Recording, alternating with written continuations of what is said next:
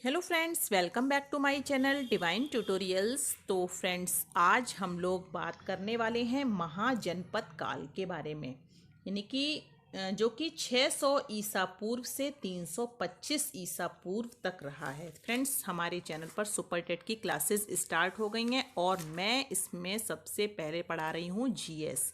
और देखिए, जीएस का पार्ट तो सभी के लिए यूज़फुल है, यानी कि हर एग्ज़ाम में जीएस का पार्ट जरूर पूछा जाता है। और फ्रेंड्स, दूसरी तरफ सी टेट का एग्ज़ाम भी आ रहा है, यानी कि 31 जनवरी को सी टेट का एग्ज़ाम भी होना है। उसके लिए भी जीएस को पढ़ना बहुत ज़रूरी है। तो अगर आप इनमें से कोई भी एग्ज़ाम देने की तैयारी कर रहे हैं तो आपके लिए हमारे वीडियोस बहुत ज़्यादा यूज़फुल हो सकते हैं। तो इसमें मैंने स्टार्टिंग की है हिस्ट्री से। तो इसमें मैंने सबसे पहले वीडियो में आप लोगों को बताया हड़प्पा और सिंधु सभ्यता के बारे में, जो कि 2500 ईसा पूर्व से 1750 ईसा पूर्व तक का समय रहा था। उसके बाद मैंने अगले वीडियो में बताया था वैदिक संस्कृति के बारे में, जो कि 1500 ईसा पूर्व से 600 ईसा पूर्व तक रहा है। और उसके बाद मैंने लिया था टेस्ट, यानी कि 10 क्वेश्चंस को सॉल्व करने का टेस्ट दिया था। और उसमें मैंने ये बोला था कि आप लोग मुझे कमेंट बॉक्स में आंसर करके बताएंगे, लेकिन आंसर्स नहीं आए हैं। लोगों ने वीडियो तो देखा लेकिन आंसर अटेम्प्ट नहीं किए। अच्छी बात नहीं है बिल्कुल भी। अगर आप कोई भी कॉम्पिटिटिव एग्जाम की तैयारी कर रहे हैं तो आपको अटेम्प्ट करना होगा। तो आप लोग अटेम्प्ट करते रहिए, हमारे क्वेश्चंस को ध्यान से सुनते रहिए। और इसके बाद मैं आज आपके लिए टॉपिक लेकर आई हूँ महाजनपद काल। तो महाजनपद काल जैसा कि 600 ईसा पूर्व से 325 ईसा पूर्व तक का समय रहा है। तो इसमें देखिए, सबसे पहला आज का हमारा क्वेश्चन होगा जिसमें कि सूची को सुमेलित करना होगा। तो सूची 1 में दिया गया है, देखिए, गांधार, शूरसेन, वत्स और कौशल। सूची 2 में उनकी राजधानियां दी गई हैं। ठीक है, महाजनपद की राजधानी दी गई हैं। तो इनको हमको क्या करना है, सुमेलित करना है। तो इसमें हमारा ऑप्शन नंबर हो जाता है ए वाला, यानी कि ए का 4 है। देखिए, गांधार की है राजधानी तक्षशिला, और बी का 1 है, यानी कि शूरसेन की राजधानी है मथुरा। और थर्ड जो है सी, उसका 2 है, यानी कि ये जो हमारा दिया गया है वत्स, तो इसकी राजधानी हमारी हो जाती है कौशाम्बी। और फिर दिया है कौशल, इसकी राजधानी है श्रावस्ती।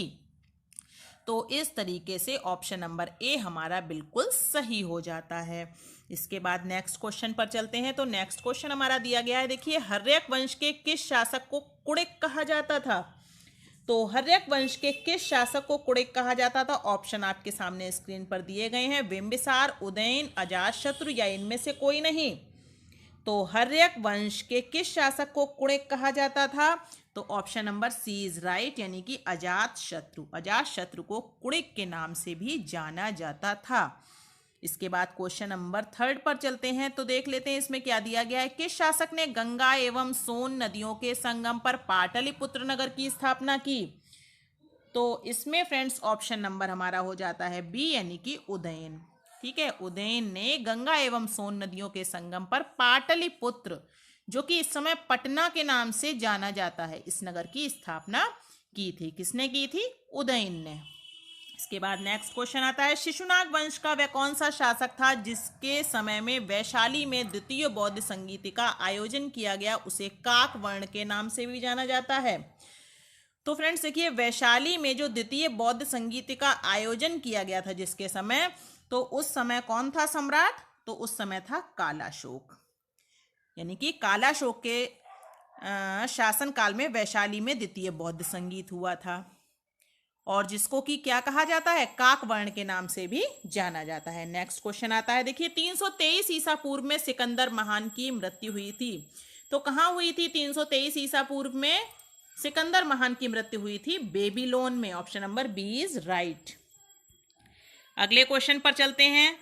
तो इसमें देखिए दिया गया है, सिकंदर महान एवं पोरस पुरु की सेनाओं ने निम्नलिखित में से किस नदी के आमने सामने वाले तटों पर पड़ाव डाला हुआ था। तो इसमें ऑप्शन नंबर बी सही हो जाता है, यानी कि झेलम के। ठीक है, झेलम नदी के आमने सामने वाले तटों पर पड़ाव डाला हुआ था। किसने? सिकंदर महान एवं पोरस पुरु की सेनाओं ने। क्वेश्चन नंबर 7 देखिए दिया गया है, किस प्रकार का मृद भांड पॉटरी भारत में द्वितीय नगरीकरण या शहरीकरण के प्रारंभ का प्रतीक माना गया? इसमें ऑप्शन दिए गए हैं आपके सामने, तो इसमें ऑप्शन सही हो जाता है सी वाला, उत्तरी काले पालिशकृत बर्तन। क्वेश्चन नंबर 8 दिया गया है, देखिए पाली ग्रंथों में गांव के मुखिया को क्या कहा गया है? तो देखिए पाली ग्रंथों में गांव के मुखिया को कहा गया है भोजक या फिर ग्राम भोजक। इन दोनों में से एक जो है वो कहा गया है गांव के मुखिया को। किसमें कहा गया है? पाली ग्रंथों में। अब देखिए उज्जैन का प्राचीन नाम क्या था? तो उज्जैन का प्राचीन नाम था अवंतिका। क्या था उज्जैन का प्राचीन नाम? ऑप्शन सारे आपके सामने दिए गए हैं स्क्रीन पर, चारों ऑप्शंस को भी देख लीजिए एक नज़र में। उसके बाद सही ऑप्शन मैं आप लोगों को बता रही हूँ, उसको आप लोग ध्यान से देख लीजिए। तो उज्जैन का प्राचीन नाम था अवंतिका। अगला क्वेश्चन दिया गया है, नंदवंश का संस्थापक कौन था? तो नंदवंश का संस्थापक था महापदम नंद। नेक्स्ट क्वेश्चन दिया गया है, ग्रीक या फिर यूनानी लेखकों द्वारा किसे अग्रमीज या फिर जैंड्रमीज कहा गया? तो ये कहा गया था घनानंद को। किसको कहा गया था? घनानंद। अगला क्वेश्चन आता है, देखिए प्राचीन भारत में पहला विदेशी आक्रमण किनके द्वारा किया गया? तो फ्रेंड्स बताइए आप, किनके द्वारा किया गया था पहला विदेशी आक्रमण? तो वो किया गया था ईरानियों द्वारा। किसके द्वारा किया गया था?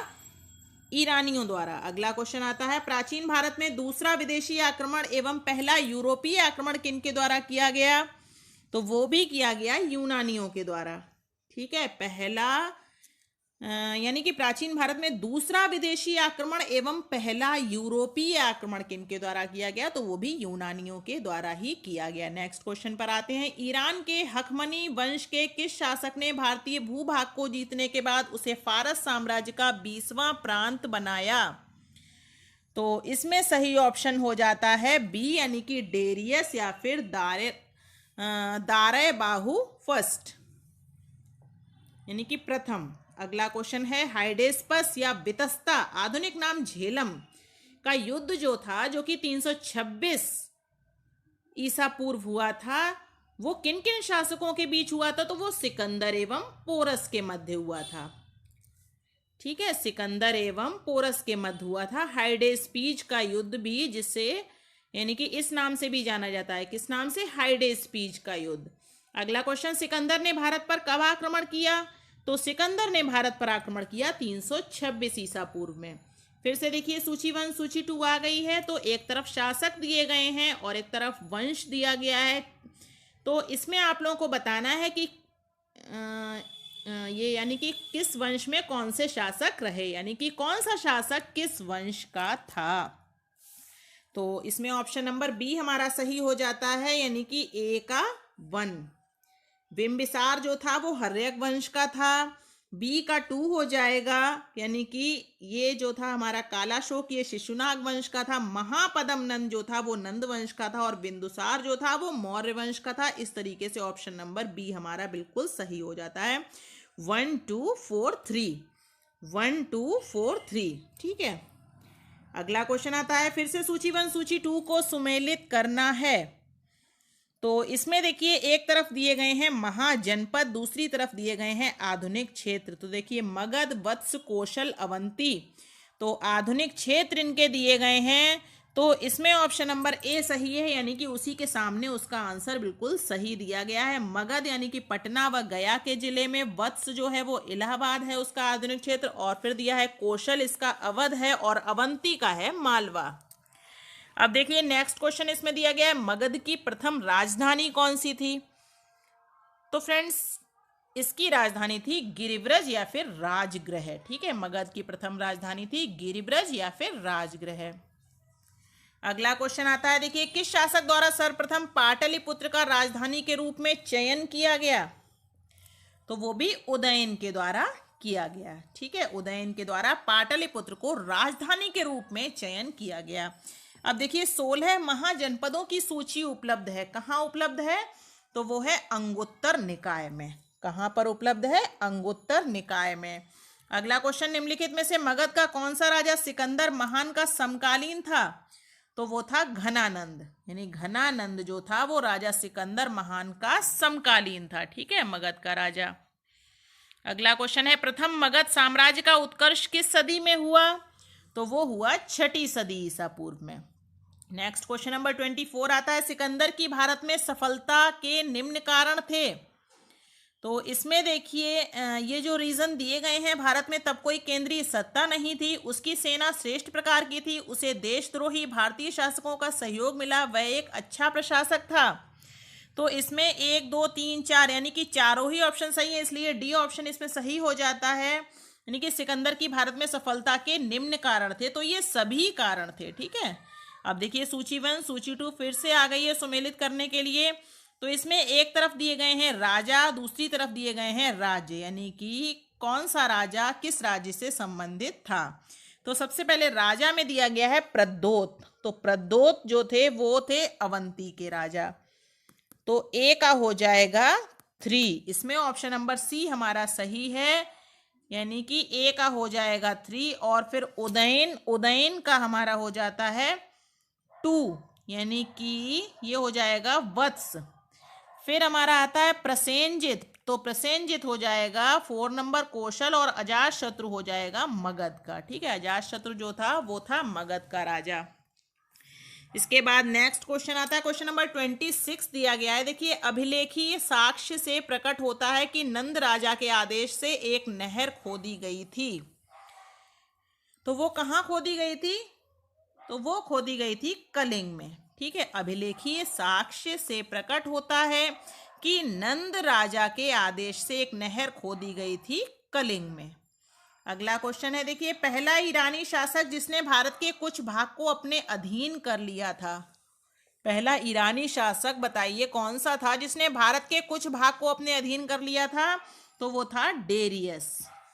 अगला क्वेश्चन दिया गया है, देखिए, मगध के राजा अजातशत्रु का सदैव किस गणराज्य के साथ युद्ध रहा? तो बताइए किस गणराज्य के साथ युद्ध रहा? तो वो है वज्जी संघ, यानी वैशाली। अगला क्वेश्चन दिया गया है, देखिए, वज्जी संघ के विरुद्ध मगध राज्य के किस शासक ने प्रथम बार रथ मूसल, एक ऐसा रथ जिसमें गदा जैसा हथियार जुड़ा था, तथा महाशिलाकंटक, पत्थर फेंकने वाला एक युद्ध यंत्र नामक गुप्त हथियारों का प्रयोग किया? तो इसमें ऑप्शन हो जाएगा ए, यानी कि अजातशत्रु ने।